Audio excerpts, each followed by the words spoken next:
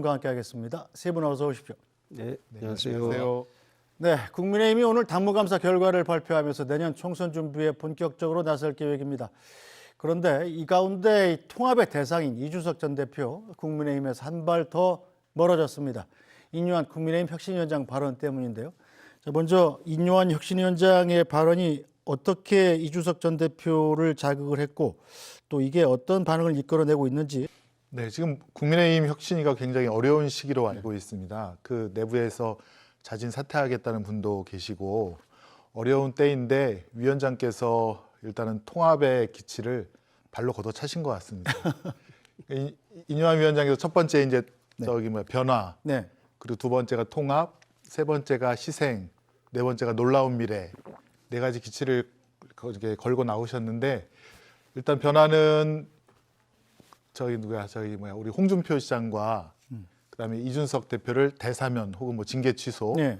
하겠다는 것이고 그게 이제 1호 혁신안으로 그나마 국민의힘 최고위에서 받아들여진 건데요. 통합을 말씀하시면서 그 1호 혁신안을 완전히 그냥 사장시키는 네. 그런 결정적인 말 실수를 하셨다라고 보여지고요. 사실은 뭐 부모님을 건드리는 거는 사실 부부 싸움의 금기 아닙니까?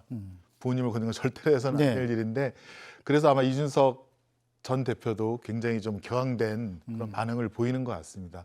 인요한 위원장의 큰 실수인 것 같습니다. 네. 그것은 준석의 잘못이 아니라 부모 잘못이 큰 것 같다.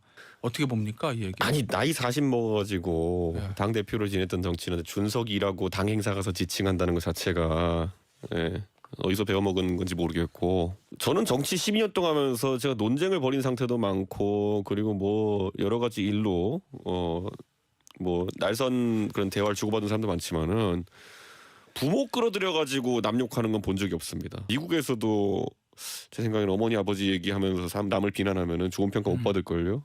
그러니까 저는 그러니까 소위 이제 젊은 사람들이 이런 걸 패드립이라 그러는데 패드립이 혁신이냐. 그래서 부모님 뭐라고 하시던가요? 부모님은 지난번에 인요한 위원장이 저희 아버지에게 연락을 하려고 했다라는 말이 나왔을 때도 굉장히 좀 당황하셨어요. 예. 화나셨고요. 예. 왜 저희 아버지한테 연락을 하려고 했다고 합니까? 그리고 실제로 저희 아버지는 연락 받으신 게 없어요. 예. 그럼 왜 공개적으로 그런 말씀하셔가지고 남의 집을 자꾸 건드립니까? 이게 반복되고 있잖아요. 끌어안는 통합이 필요하다는 게 이게 이제 결론인데 얘기에 혹시 그거 하는데 아버지 어머니 얘기가 필요합니까? 그럼 그 얘기 빼고 그러니까 도대체 예. 어떤 사람이 누군가 잘해보고 싶다 얘기하면서 어머니 아버지 얘기를 합니까? 그래도 이 통합이 필요하다는 얘기는 어떻게 받아들였어요? 제가 그럼 앞으로 신나게 이제 뭐 누구 욕한 다음에 뒤에다가 그 사람 괜찮은 사람이면 붙이면 다 해결되는 겁니까? 그러니까 알겠습니다. 저는 이거는 심각한 문제인 게 예. 아니 어떻게 어머니 아버지 얘기가 정치에 나옵니까? 지난번 부산 토크 콘서트 때부터였습니다. 당시 영상 다시 한번 보고 가겠습니다. Well, so Mr. Linton, I wasn't expecting you. What have you learned from the recent council election? Have you tried talking to the people of council? As I told you, you failed to meet the prerequisites. So at the moment, I have not much to tell you. 영어를 적어도 훨씬 잘한다.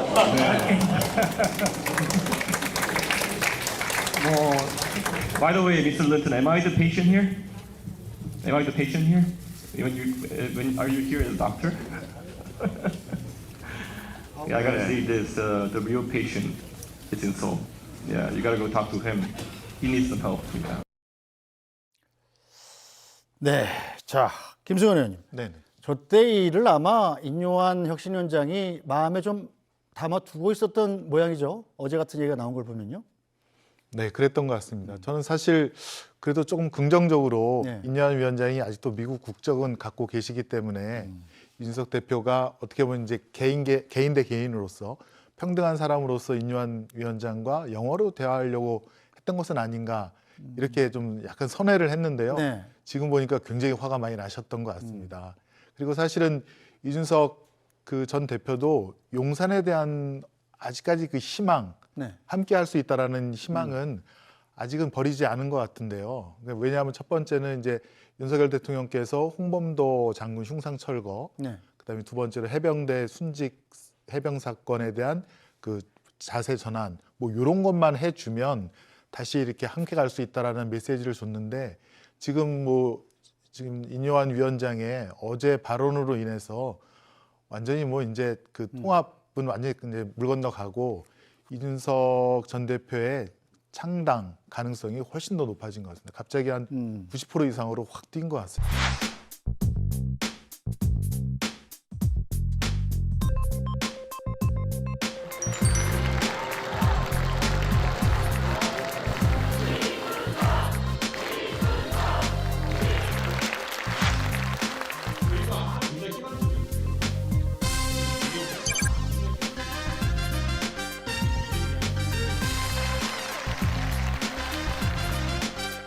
제가 당대표 할 때는 행사 준비하는 게 이렇게 힘든 줄 몰랐습니다.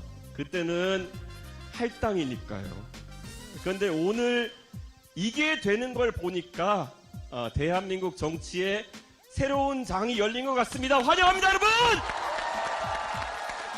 제가 더 큰 전쟁에 앞에 설 수 있도록 도와주십시오.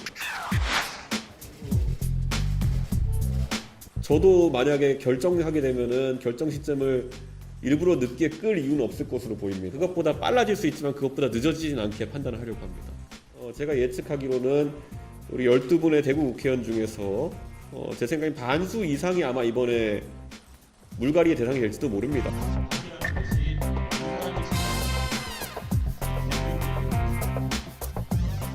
조금 제가 자극을 줬더니만은 몇 주새에 정말 고관 대작을 지내시는 분들이 대구를 드나들고 대구의 이야기를 많이 하는 것 같습니다. 뭐 한동훈 장관이야 대구에 출마할 가능성은 저는 없다 봅니다. 대구에 대한 뭐 애정이야 있겠지만은 그 출마로 이어질 정도의 의사가 읽히진 않았습니다.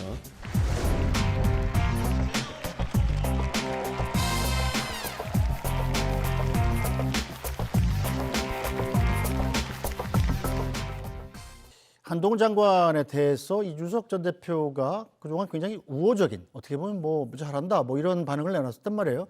그런데 어제 발언은 좀 달랐습니다. 네. 대구에 안 나올 거로 본다. 뭐 고관대작들이 뭐 자꾸 여기 오는데 별로 안 좋다. 이런 식으로 약간 견제했단 말이에요. 네. 이건 왜 이런 걸까요? 그러게요. 그 전에는 한동훈 장관과 본인이 띠동갑이라는 그런 인연도 얘기하면서 네. 굉장히 서로 이제 친근감을 표현하기도 했는데 이제 요즘 말을 보니까 이제 한동훈 장관이 강원도 춘천과도 인연이 있고 청주와도 인연이 네. 있고 자꾸 이제 다른 쪽으로 밀어내려고 하는 그런 이제 그 말을 많이 하고요. 그다음에 아마 이제 창당이 거의 굳어진 것 같습니다.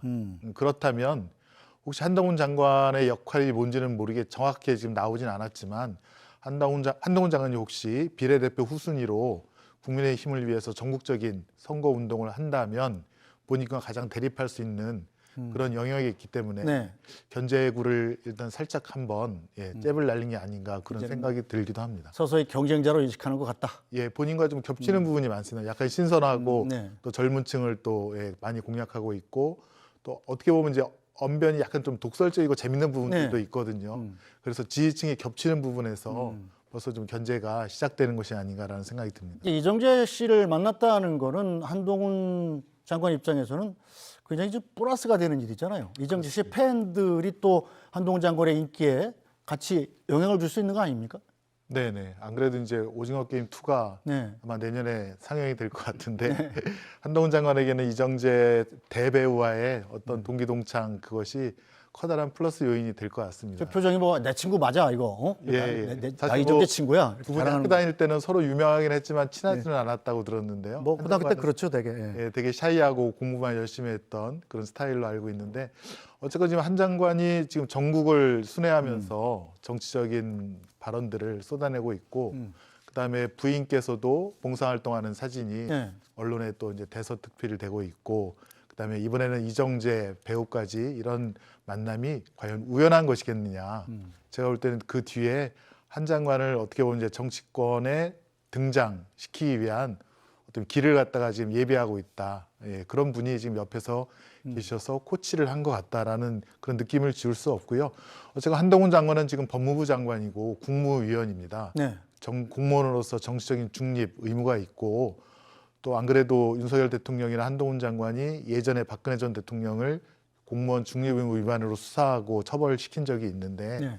그런 사례들을 돌이켜 보아서 빨리 결정을 하고 뭐 사퇴할 거면 사퇴하고 다시 이제 정치권으로 돌아올 것이면 빨리 선언하고 오는 게 본인을 위해서도 좋을 것 같습니다. 제가 한동훈 장관이 정치적 중립 의무 위반 소지의 발언은 뭐 이정재 대배우를 만났다는 건 아니고요. 네. 이제 그런 말을 했지 않습니까? 이게 민주당이야 바보야 네. 라고 하는 것을 언급하면서 민주당을 비판했다고 하는데 사실은 이제 공무원 정치 중립 의무의 그 구체적인 내용 풀령에 보면 어느 정당에 대해서 지지하거나 혹은 반대하는 그런 언사를 했을 때 중립 의무 위반이라고 하는데요. 민주당에 대해서 이렇게 신랄하게 비판하는 것은 사실은 공무원 정치적 중립 위반 소지가 분명히 있다고 보여집니다. 자, 민주당에서 그럼 한동훈 장관 탄핵합니까 안 합니까? 탄핵이요? 아니 지금 한동훈 장관이 워낙 실수를 예. 많이 해서 그냥 가만히 둬도 예. 지금 뭐 인사검증도 부실하죠. 또 예. 야당 당대표에 대한 수사도 지금 지지부진하고 네. 이제 이번 주에 곧 이제 김용 전 부원장에 대한 선고가 있을 텐데요. 네. 이번 주에 그 결과에 따라서 한 장관의 입지가 과연 강화될지 아니면 부실 수사에나 책임을 지게 될지는 한번 지켜봐야 될 것 같습니다. 네. 또 한동훈 장관 본인이 나를 키운 것은 파라리 민주당이다 이렇게 얘기를 하지 않았습니까? 네. 탄핵하면 한동훈 장관이 더 커질까 봐 못하는 거 아니에요 혹시? 사실은 국민들에게 정치는 희생하는 모습을 보여드려야 되는데 한동훈 장관에게는 사실 그런 것은 없습니다. 예전에 이제 한동훈 장관이 스타가 된 것도 어떻게 보면 이제 박근혜 대통령 시절에 국정원 댓글 사건 수사 때문에 탄압을 받았다. 뭐 윤석열 대통령도 비슷한 이미지겠죠.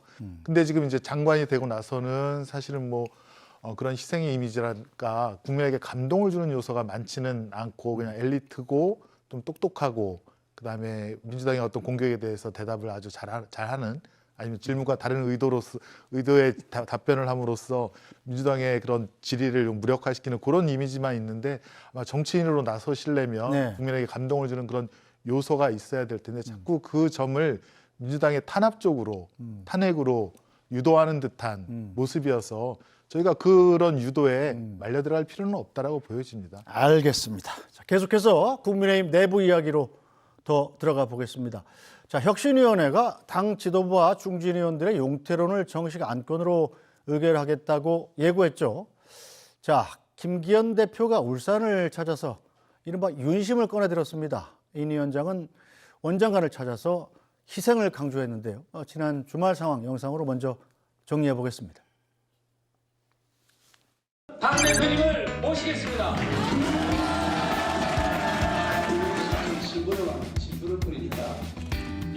저는 대통령하고 자주 만납니다. 어떤 때는 만나면 뭐 한 3시간씩도 얘기하고요. 그냥 주제를 가지고서 막 이렇게 하는 게 아니고 그냥 프리토킹을 합니다. 뭐 이런 얘기 저런 얘기 여러 가지 얘기들을 많이 나누는데 대통령이 가지고 있는 장점이 참 많습니다. 제가 겪은 대통령 중에 가장 소통이 잘 되고 소탈하고 뭐 그냥 속에 있는 거 그냥 이중삼중으로 복잡하게 그렇게 뭐 이게 돌려 설명하지 않고 그냥 직선적으로 하고 싶은 얘기를 하시고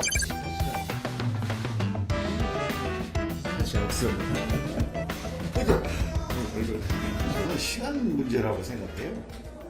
이 모든 일이 이루어지고 당과 국가를 위해서 애국자가 나오고 희생하는 사람이 나올 거라고 저는.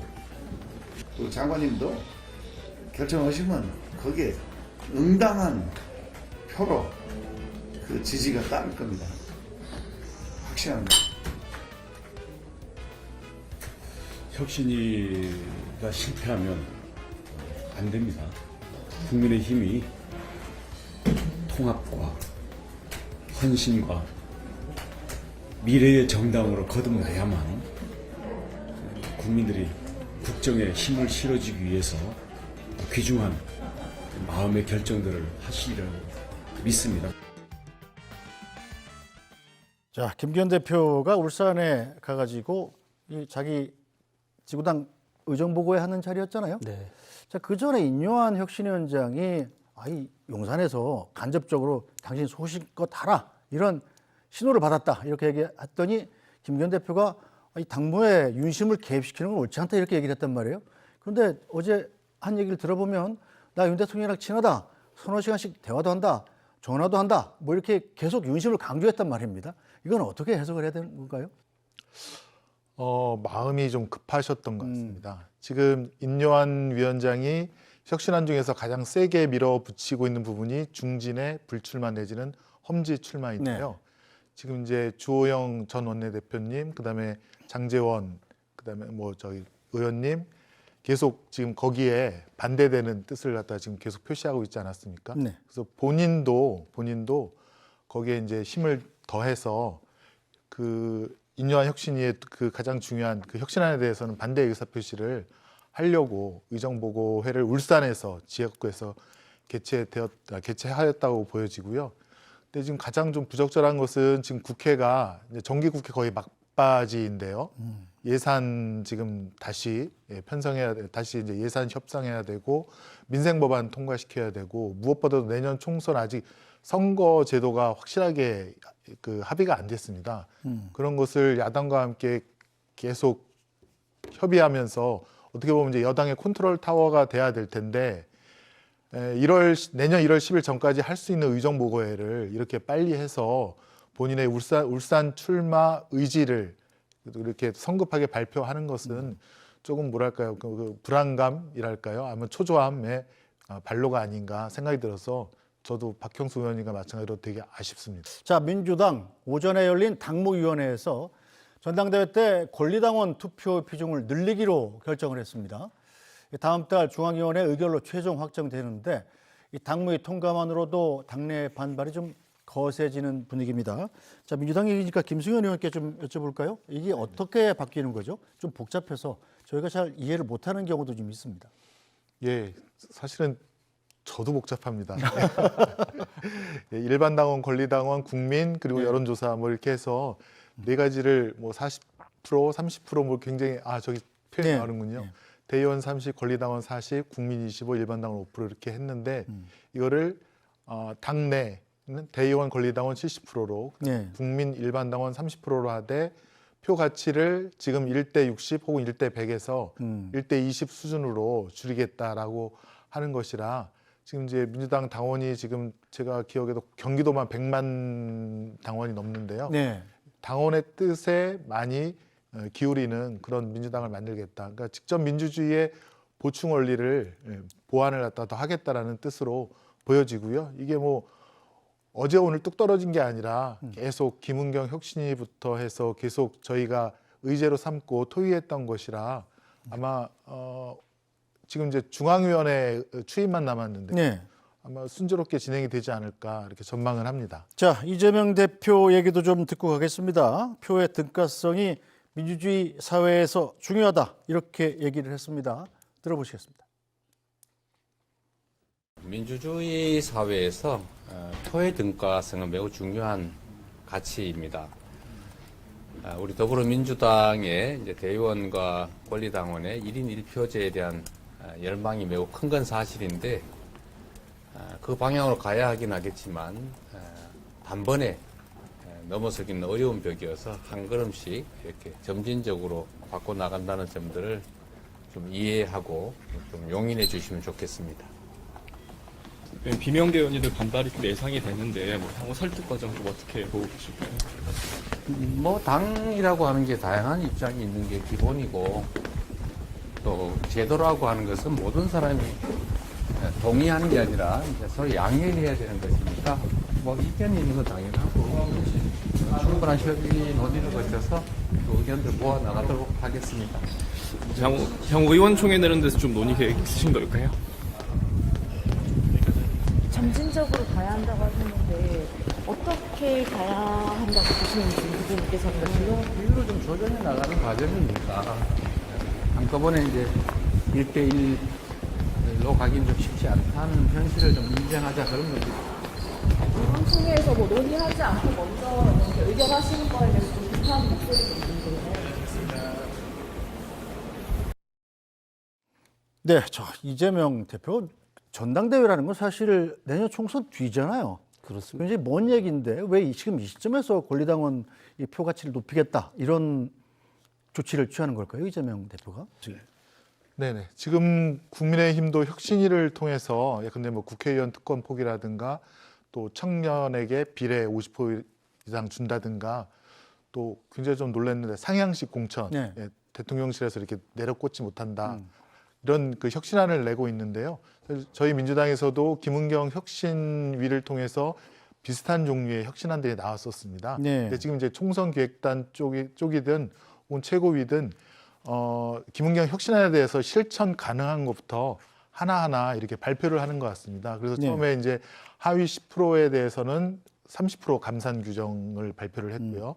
두 번째가 이제 대의원과 권리당원 사이의 비율, 투표가치 비율에 대해서 두 번째 얘기했는데 이런 혁신안에 대해서 저희도 하나하나씩 계속 국민들께 발표를 하고 그런 실천 의지를 보여드리는 과정이라고 이렇게 보시면 될 것 같습니다. 네, 이번 사안이 다음 달 7일 중앙위를 거쳐서 최종 의결될 예정인데 한쪽에선 이 과정에서 부결될 가능성도 있다 이런 이야기도 나오는데 자, 조홍천 의원은 그럴 가능성은 없다고 봤습니다. 이유가 뭘까요?